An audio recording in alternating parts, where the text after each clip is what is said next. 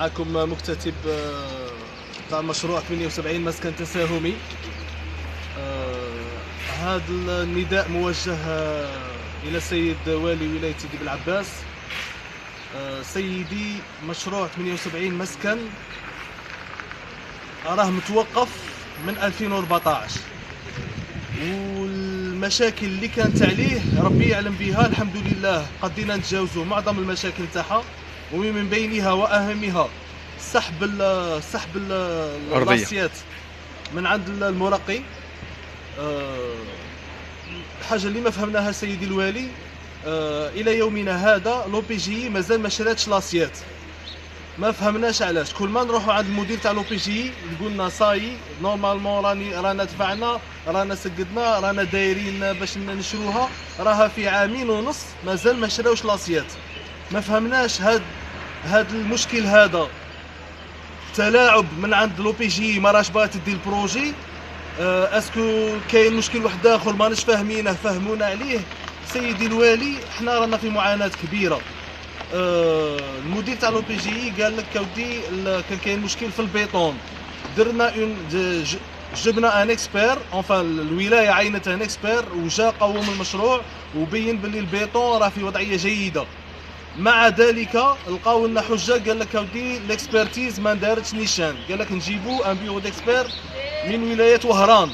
ما فهمناش كاع لي زيكسبير تاعنا تاع سيدي بلعباس، قال لك نجيبوا من ولايه وهران. المشكل الاخر سيدي الوالي قال لك هذه مشكل تاع دراهم.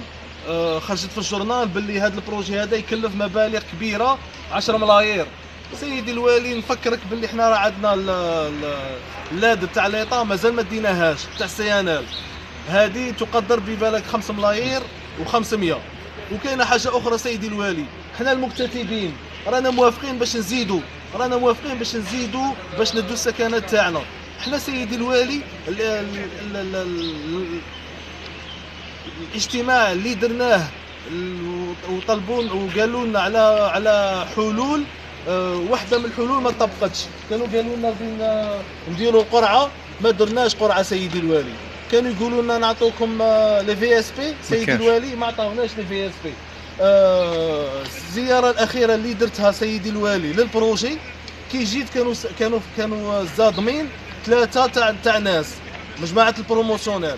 سيدي الوالي كنت تمشي دروك غادي تلقى كاع البروجي بالك راه واحد 15 ولا 18 واحد زادم، والناس كاع دارت باروداج، داروا بيبان سيدي الوالي، وما تقدش مام با تعتب، ما تقدش مام با تدخل.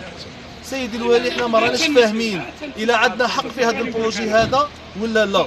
حنا رانا نطلبوا من الله عز وجل سبحانه يحنن قلبك من جهتنا، من جهه المكتتبين تاع 78 مسكن. لقى لنا حل سيدي الوالي، من فضلك ساعدنا، رانا مغبونين سيدي الوالي، من فضلك ساعدنا. والسلام عليكم ورحمه الله.